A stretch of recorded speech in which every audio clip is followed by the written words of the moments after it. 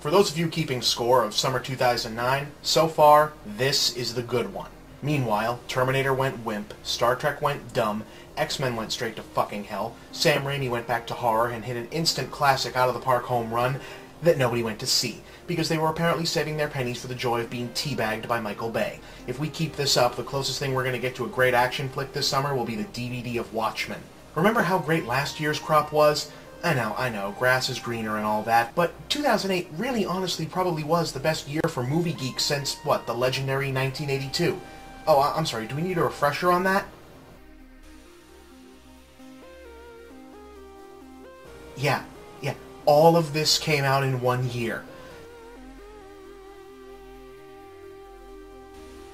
Anyway, cheer up. 09 isn't over yet, and while we may not have Batman or Iron Man to save the day, we do have Michael Mann. Yes, Michael Mann, creator of Miami Vice and one of America's masters of the otherwise contradictory genre guy movies for smart people. It doesn't always work, but when it does, there's no one better, with Manhunter, Last of the Mohicans, Heat, and Collateral as all the proof you're ever going to need. And now, having recovered from that unfortunate incident of 2006, he's returned to give this empty-headed limp dick of a summer a massive injection of brains and balls. Which is not to say that Public Enemies is some sort of intellectual treatise. On the contrary, it's an extremely simple, straightforward narrative that puts to lie the idea that entertainment can't be both fun and meaningful, or smart and exciting. It does so through the surprisingly effective technique of ignoring the import of its own subject matter. It's a period movie based on one of the most famous true stories of the 20th century, but it's not weighed down by the usual gravitas. There's no old-timey sepia filters or slogging attempts at Hollywood sweep. It's a slick, thoroughly modern film that's only old-fashioned in its setting, shot on high-grade digital video, cut to the pace of a hard-edged thriller, and frequently scored to the buzz of a heavy guitar riff. That its characters once lived and that its story is technically true seems to regard mainly as a quirk of fate, or a bonus feature. What we've got here is a historical action drama framed around the career of John Dillinger. Don't know who that is? Watch the movie. Can't wait? Google it. All you need to know is that it's a cops and robbers flick set during the Great Depression, which means dudes in hats, machine guns, bullets, booze, and the kind of hot chicks you could still unironically refer to as broads. And in case that's not enough to grab you, here's Batman and Jack Sparrow as the dueling leads, a charming rascal of a bank robber, and a stoic, humorless hard case. Guess who plays which one? Go on, guess. This is one badass movie, guys. Easily the best thing to open wide recently. It's a little bit short of a classic, and it won't change your life, but it's a rock-solid piece of work with a great cast, lots of suspense, and some killer action scenes. If there's ever been a more innately cinematic weapon than the Thompson submachine gun, I don't know what it is. My only real criticism is that at times it feels a bit slight, like it's moving too fast for the details to really sink in.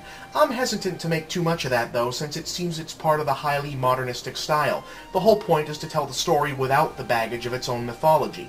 In other words, would I miss these details if I didn't know to be looking for them? And would it matter? The fact is, there's a lot of movie packed into this movie, not only in the stories of Dillinger and Melvin Purvis, but the birth of the FBI, the consolidation of the gangsters, the hardship of the Depression, and the rise of the media-savvy supercriminal. So it's understandable that some of the threads feel slightly underdeveloped. Still, when the worst you can say about a movie is there isn't enough of it, that's a good fucking movie right there. What a delight, especially in this barren wasteland of a summer, to have an action movie where not only do you not have to turn off your brain, you don't want to. Yeah, so hey, these went a couple uploads longer than I would have expected to get to this point, but here's the first of these where I am going to disagree with my original review itself in the postscript, as much as that was really a positive review back when, and wow, I barely remember even doing a review for this one, and I've watched this one again since more recently. I mean, it's fine, it's not a bad film, I'm not trying to walk back anything here, just because I've got zero interest in anything Johnny Depp does anymore, though, and let's be clear about this, I don't, and no, I don't want to hear from you or anyone else about why I should care. I just, hot damn, what the fuck was I on back then to also be so high on what's really a just okay Michael Mann movie? Like, there's a note in there where I said it was better than De Palma's Untouchables. It is not. And speaking of Michael Mann, oof, yes, I'm a fan, but that whole run in there, that, about that reads back to me like the worst of film Twitter before film Twitter was invented. I mean, if I wasn't me and I saw this today, I'd make fun of me for it. Oh, and speaking of things that are the worst of things, the next of these that would have been uploaded chronologically would have been one of the Harry Potters. That's not going to go up next for figuring out what to do with those because the creator is a horrible shithead reasons. But yeah, this movie, it's okay. I'm not nearly as high on it as I was back then, certainly, but yeah, alright, it's alright.